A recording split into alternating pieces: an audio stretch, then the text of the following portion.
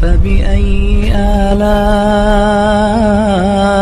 ربكما تكذبان. تو یہ بڑا خطرناک شرک ہے. ہاں اس پر جو اشکالات ہوتے ہیں کہ پولیس کو بھی تو مدد کے لیے پکارا جاتا ہے, وہ تمام اشکالات کے میں ایک بیان میں جوابات دے چکا ہوں, اس کو سن لیا جائے دوبارہ. تو اس لیے میں کہتا ہوں بھائی اپنے حال پہ ترس کھاؤ, صرف یا اللہ مدد, صرف یا. ہم یہ نہیں کہہ رہے کہ جس نے یا رسول اللہ مدد کہا وہ کافر ہو گیا, نہ نہ.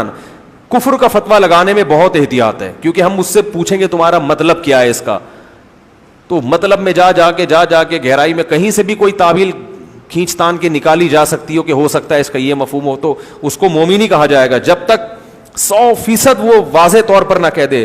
لیکن یہ جملہ بہت ڈینجرس ہے.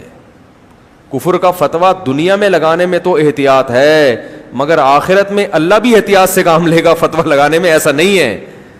وہ تو ہمارے لیے اللہ نے کہا ہے کہ تم دل کے حال نہیں جانتے, اللہ تو دلوں کا حال جانتا ہے, اللہ کو پتا ہے کون کس نیت سے کہہ رہا ہے.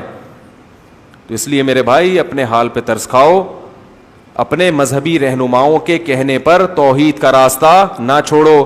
عیسائی بھی اپنے آپ کو توحید پرست کہتے ہیں کہ ہم ایک اللہ کو مانتے ہیں, مگر اللہ کو ان کی توحید قبول نہیں ہے. تو اگر آپ بھی یا اللہ مدد, یا رسول اللہ مدد, یا علی مدد, یا غوث آدم مدد, سارے اللہ کے علاوہ پتہ نہیں درجنوں لوگ ہیں, اور یا رسول اللہ انظر حالنا, اے نبی ہمارے حالت پر رحم کریں, اے نبی ہماری طرف دیکھ, یہیں سے بیٹھے بیٹھے پکار رہے ہیں نبی کو, اور یہ عقیدہ ہے کہ نبی صلی اللہ علیہ وسلم بنفس نفیس ہماری مدد کریں گے, یہیں سے بیٹھے ہوئے ہمارا کلام سن رہے ہیں, اور خود قبر میں سے ہوتے ہوئے ہماری مدد وہیں سے کر لیں گے, کیونکہ اللہ نے آپ کو اختیارات دے دی ہے.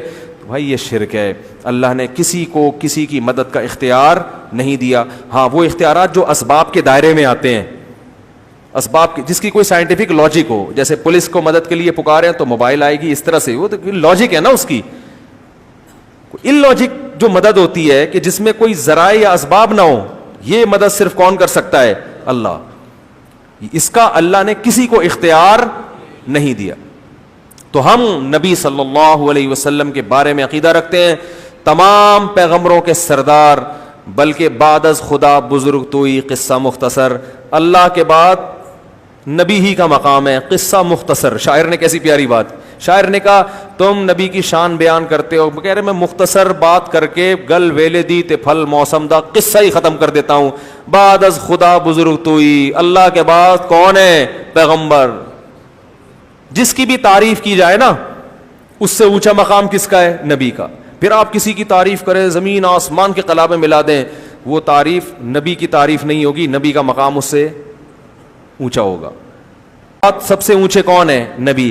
لیکن اختیارات نہیں ہیں, بگڑی نہیں بنا سکتے کسی کی, کسی کو اولاد نہیں دے سکتے, کسی کو روزی نہیں پہنچا سکتے, کسی کی بگڑی نہیں بنا سکتے, اور چاند کے 2 ٹکڑے نہیں کر سکتے. لوگ کہتے ہیں چاند کے 2 ٹکڑے بھی تو نبی نے نہیں کیے, وہ اللہ نے کیے ہیں. نبی کو حکم تھا اشارہ کر دیں میں ٹکڑے کر دوں گا.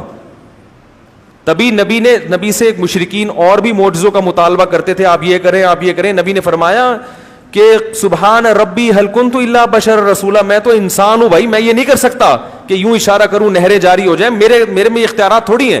تو اللہ نے کر دیے تھے ٹکڑے, اللہ نے مجھے حکم دیا تم آپ اشارہ کریں تو میں کر دوں گا. تو جب اللہ کرنا چاہتا ہے, میں نے اشارہ کیا اللہ نے کر دیا, اب اللہ نہیں چاہ رہا تو میں کہاں سے کروں گا بھائی, نہیں ہو سکتا. یہ جگہ جگہ نفی کی گئی ہے, جگہ جگہ نفی کہ میں نہیں کر سکتا, میں انسان ہوں. وَلَوْ كُنْتُ عَالَمُ الْغَيْبِ لَاسْتَكْثَرْتُ مِنَ الْخَيْرِ, اگر میرے پاس اللہ کی طرح غیب کا علم ہوتا, مجھے سب پتا ہوتا مستقبل میں کیا ہونے والا ہے, تو مجھے تو کبھی کسی قسم کا کوئی نقصان ہوتا ہی نہیں. یہ میں قرآن کی آیتیں پڑھ رہا ہوں آپ کے سامنے, 2 ٹوک عقیدہ قرآن نے بیان کیا, اس میں کوئی کنفیوژن باقی نہیں رکھی ہے.